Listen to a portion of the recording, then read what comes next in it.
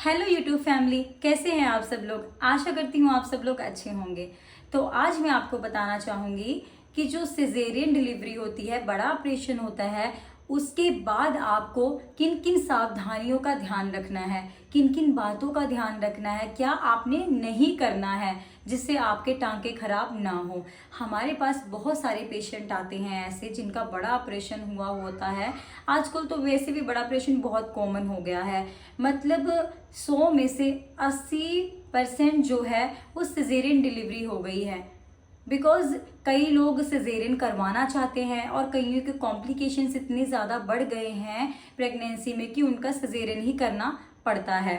Caesarean के बाद किन बातों का ध्यान रखना है, क्या क्या चीज़ों का ध्यान रखना है जिससे उनके टांकों पे कोई बुरा प्रभाव ना पड़े, आज मैं आपको इसी के बारे में बताऊंगी। देखिए, अगर आपका बड़ा ऑपरेशन हुआ है तो कई बार टांके टूट जाते हैं, टांकों में पस भर जाती है, लालिमा पड़ जाती है, टांकों को हील होने में बहुत ज़्यादा लंबा समय लगता है।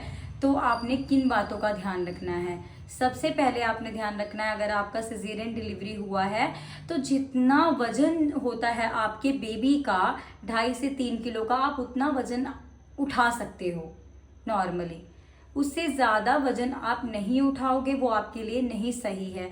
आपके टांकों पे भार पड़ता है, जोर पड़ता है, जिससे टांके टूटने का भी डर होता है, क्योंकि जो अंदर की कितनी सारी लेयर्स होती हैं पेट की, उसको चीर के बच्चे को बाहर निकाला जाता है। तो सबसे पहले अंदर टांके लगे होते हैं जो डिजॉल्विंग होते हैं, जो अपने आप ही डिजॉल्व हो जाते हैं। जो ऊपरी वाले टांके होते हैं, ऊपर की लेयर होती है, उस पे भी समटाइम डिजॉल्विंग टांके होती हैं, जो सिर्फ उसकी टेल होती है वही काटते हैं साइड साइड में।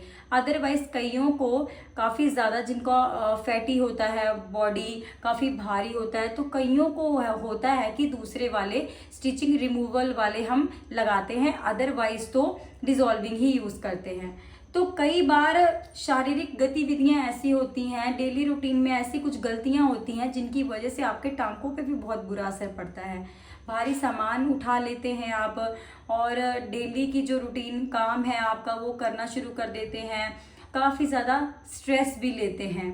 देखिए, बच्चा होने के बाद जो शारीरिक गतिविधि होती है वो बिल्कुल बदल जाती है। बच्चे को फीड कराना बार बार, अच्छे से नींद ना लेना, तो और शरीर को बहुत ज़्यादा तनाव देना, स्ट्रेस बहुत ज़्यादा ले लेती हैं महिलाएं, जिसकी वजह से उनके टांकों को हील होने में बहुत समय लगता है। कोई भी काम झटके से नहीं करना है और ना ही आपने एकदम से झुकना है। और वैसे भी सिजेरियन डिलीवरी के बाद बहुत मुश्किल होता है झुकना या फिर कोई भी काम करना। सब महिलाओं के लिए, कई महिलाओं के लिए, कई महिलाएं बहुत ज़्यादा एक्टिव हो जाती हैं सिजेरियन डिलीवरी के बाद। 1 या 1.5 महीने बाद वो सारा घर का काम करने लग जाती हैं।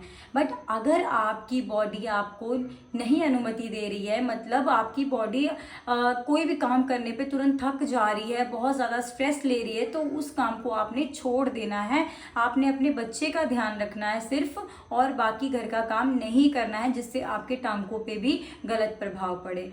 हल्का फुल्का योग आप कर सकते हैं, व्यायाम कर सकते हैं, जिससे आपकी बॉडी को रिलैक्सेशन मिलेगी, थोड़ा सा आराम मिलेगा। अच्छे से अपनी बॉडी को हाइड्रेट रखना है, खूब सारा पानी पीना है, ताकि जो भी वेस्टेज होता है वो यूरिन के रास्ते बाहर निकल जाए, और अपने टांकों को भी काफ़ी ज़्यादा हील होने में मदद करता है जो हाइड्रेशन लेवल होता है। मसालेदार भोजन, ज़्यादा स्पाइसी, चटपटा, इन सब खानों से आप दूर रहें, क्योंकि आपने बेबी को फीड भी कराना होता है और खुद के टांकों की भी केयर करनी होती है।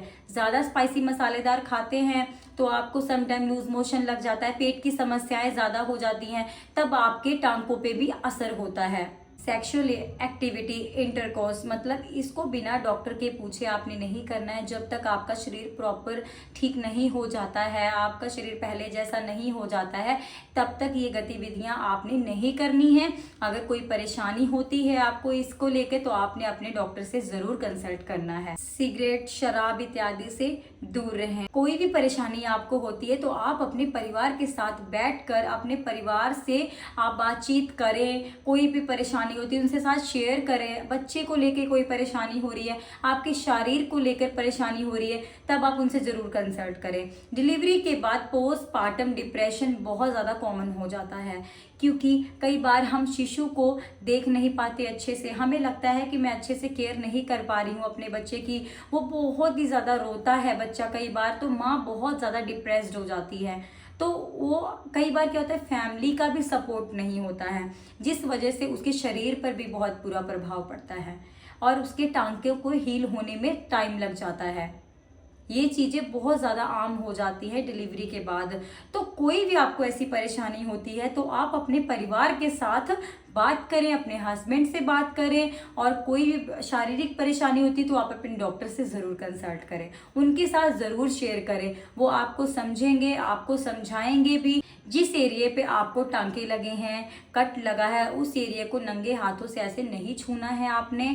अगर आपको इरिटेशन, खारिश, खुजली हो भी रही है तो आपने तुरंत, आपके हाथ ने बहुत काम किए हैं, इधर उधर आप हाथ लगाओगे तो आपके हाथ भी इन्फेक्टेड हो जाते हैं, जिससे आप ऐसे नंगे हाथों से आप टच करते हो तो वहाँ पे इन्फेक्शन बढ़ जाने का खतरा रहता है।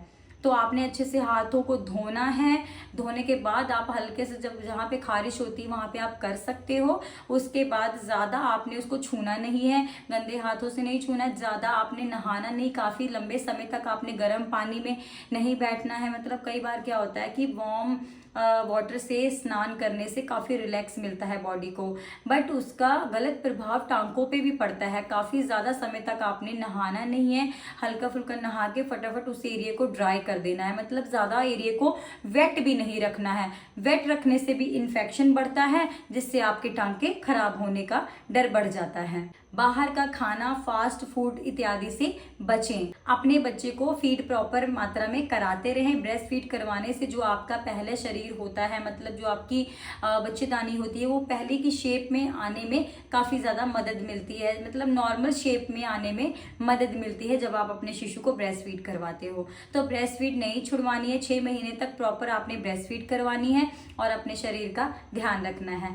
कुछ भी प्रॉब्लम होती है, कुछ भी दिक्कत होती है, आपको ब्लीडिंग हो रही है, उस एरिया से पस डिस्चार्ज हो रहा है या ज़्यादा खारिश हो रही है, तो आप अपने डॉक्टर के पास ज़रूर जाएं और उनसे ज़रूर सलाह लें। आशा करती हूँ आपको इस वीडियो से काफ़ी मदद मिली होगी। अगर वीडियो समझ में आया हो, अच्छा लगा हो तो शेयर करना। चैनल पे पहली बार आए हैं तो चैनल को ज़रूर सब्सक्राइब करना। नमस्ते, मिलते हैं नेक्स्ट वीडियो में।